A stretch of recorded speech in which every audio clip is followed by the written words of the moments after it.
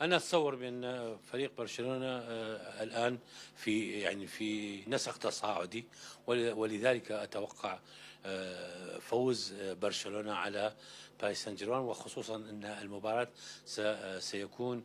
ستكون على أرض برشلونة، وسوف ينتقل إلى مرحلة أخرى، وبرشلونة سيفوز على باريس سان جيرمان، ولكن وليس بنتيجة كبيرة، ولكن بنتيجة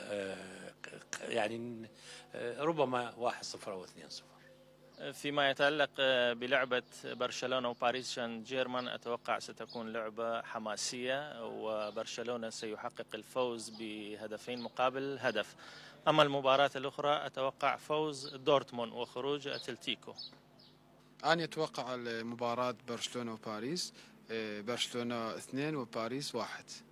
بالنسبة للمباراة الثانية بين فريقي اتلتيكو مدريد الإسباني وبروسيا دورتموند الألماني، الكفة راح تميل لفريق دورتموند، كودا أن المباراة ستقام على ملعبه وأمام جمهوره الذي يسمى بالجراد الأصفر.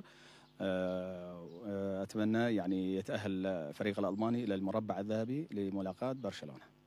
أتوقع نادي برشلونة ما راح يضيع هيك فرصة، خاصة وأنه هو متفوق بملعب الخصم، بالتالي راح تكون المباراة أسهل نوعا ما على نادي برشلونة، عكس باريس سان جيرمان اللي راح يزيد الضغط عليه باعتبار في ملعب الخصم. فأتوقع راح تكون مباراة قوية، مباراة تنافسية شديدة، قد تكون هناك ممكن يروحون لأشواط إضافية، ممكن لركلات الترجيح، لكن هناك أفضلية لنادي برشلونة باعتبار هو محقق نتيجة إيجابية في مباراة باريس سان جيرمان.